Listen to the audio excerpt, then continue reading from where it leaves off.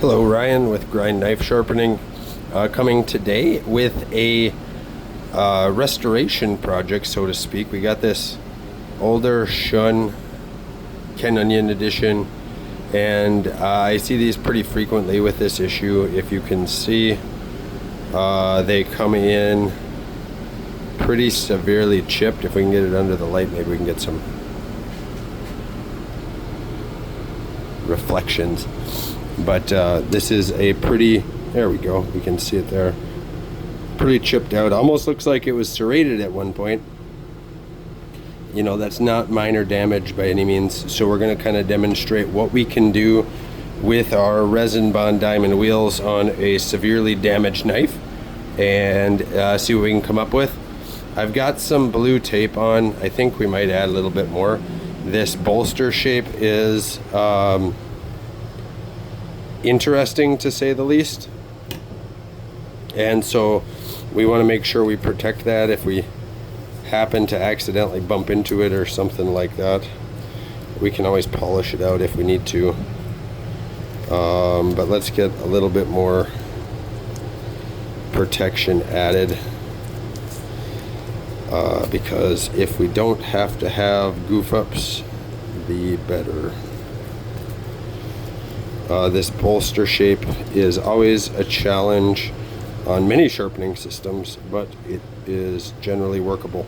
So these knives came with a real thin edge. I can't remember exactly what it was, but with how chippy and damaged they generally are, I don't go back generally to that factory edge. We're probably going to do in the ballpark of 17 degrees per side. That's about what we're measured out to. We've got our water troughs loaded, so again, I'm going to make sure that you can see as we come on, we're going from dry. Definitely wet grinding both sides. We got our power strop over there, but that can also go on our belt over wheel. We're going to see if we can do this with just the Resin Bond Diamond Wheels without having to go to specific belts.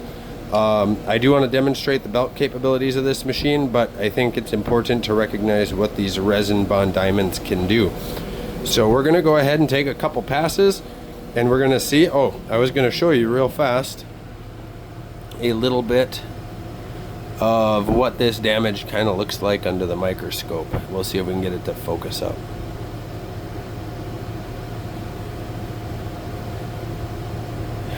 We are pretty, oh boy, look at that.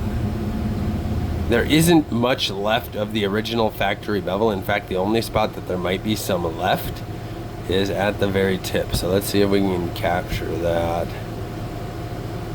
The tip, I think, is the least. There we go. The least damaged. There you can see a little bit of the original bevel line, but not much. All right. Let's do some grinding and see what we come up with here. Just do a quick scratch.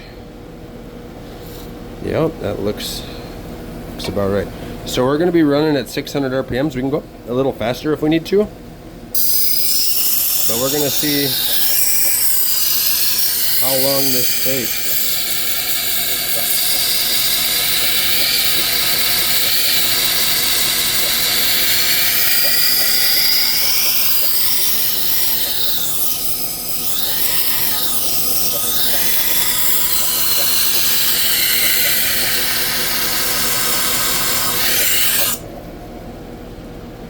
Okay, let's take a look. That's actually looking really nice already. We definitely still have some damage, but we've only ground from one side. So let's keep going.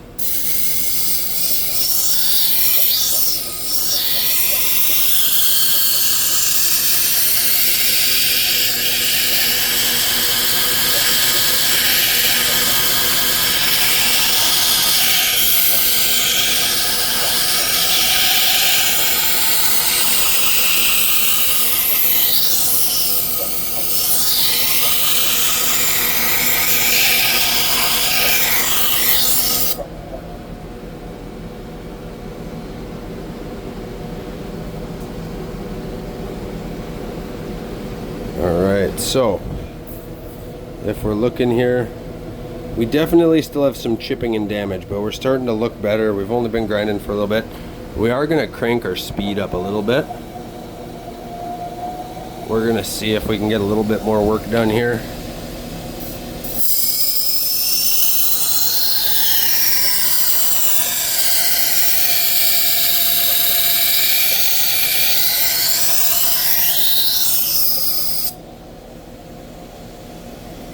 That's doing some pretty heavy work.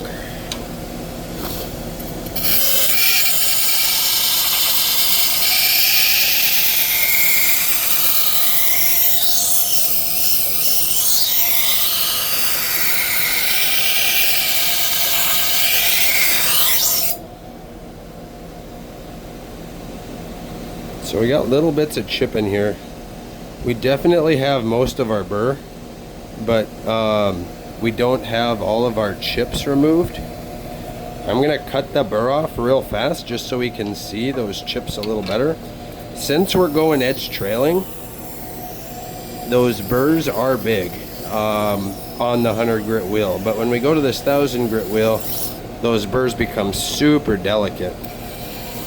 So we're just doing this real fast so we can take a peek for the video's sake. Where do we have chips? There's maybe a little chip there, and maybe not as bad as we think. Let's take a look.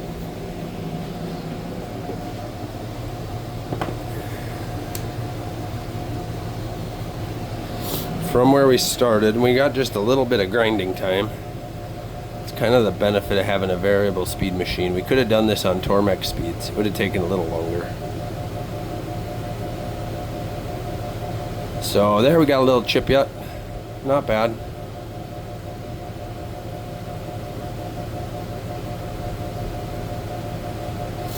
See, all of that damage that we started with is almost all corrected already. So what we can do now, let's go all the way out to our tip. So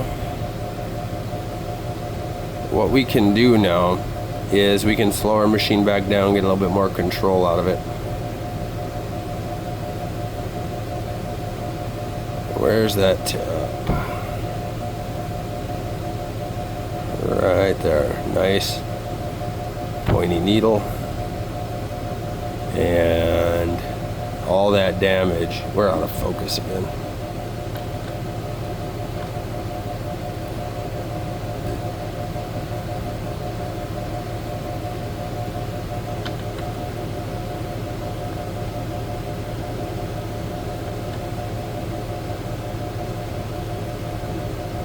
See, we get that point reground. All right, so we're gonna slow our speed back down and we're gonna do our progression again. I really like sharpening kind of in that 600 grit range or 600 RPM range. Just kind of seems to be a sweet spot for me. Right in here is where a chip was.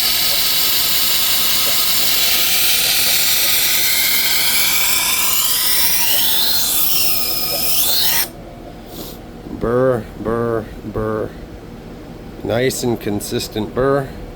So we're going to do that one more time.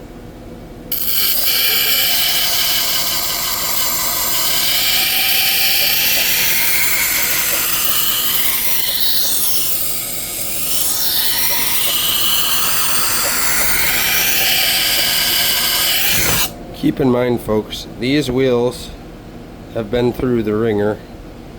I've got about 5,200 knives on them, right in that ballpark. We're still cutting just like we did on the day they were new. They still, if I clean them, they still look new.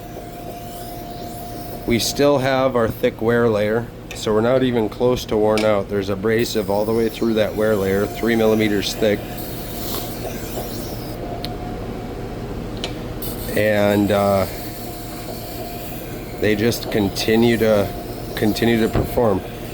Now, where you might start seeing some issues with resin bond wheels is if you're using them to regrind your bolsters, you could get some shape deforming because the resin is obviously not plated directly to a wheel, And so resin is pretty soft, and resin can change.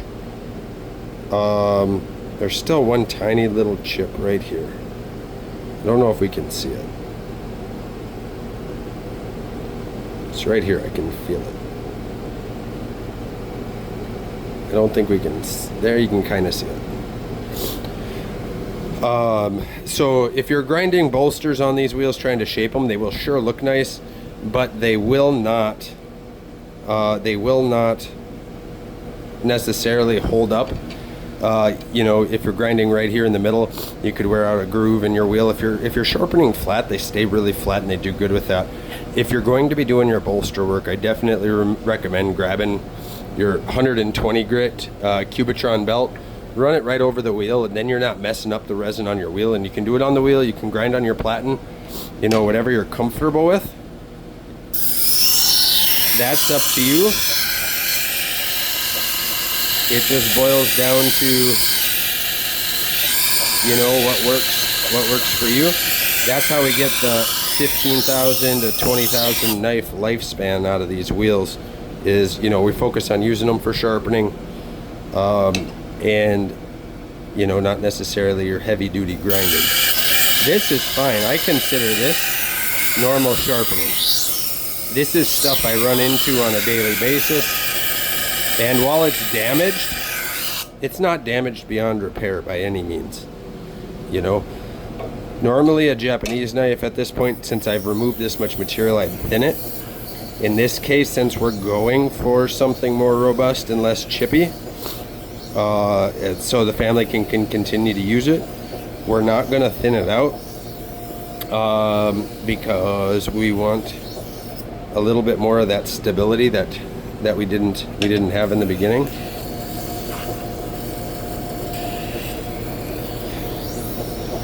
Here at this pass, we should have all of our damage removed. We should have our primary sharpening done. So we're going to take a look at the microscope here, kind of see what we've got.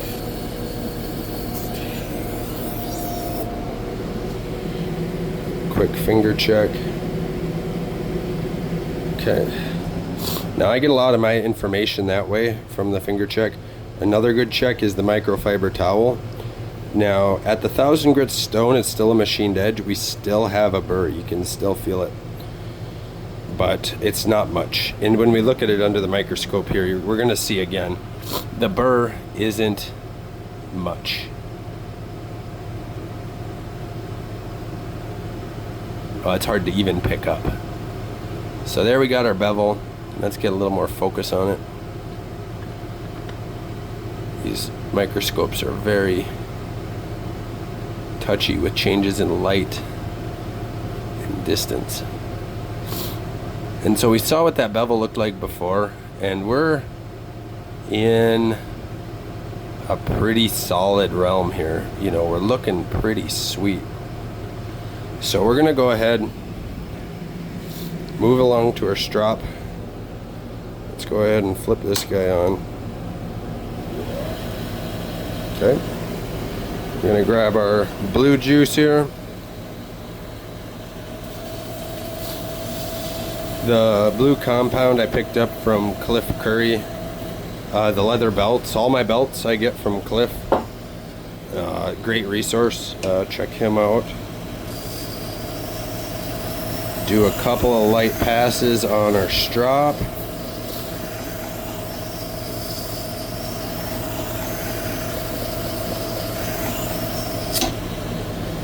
Alright, that depth perception. See, good thing we had our tape on, it saved us right there. Not that the strop hitting is going to be an issue, but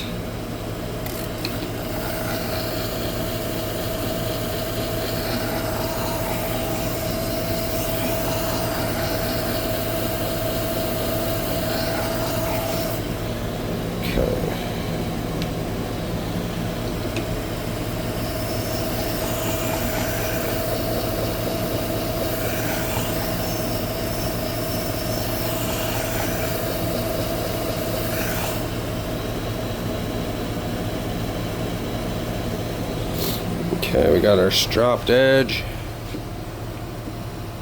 Let's see what we can see.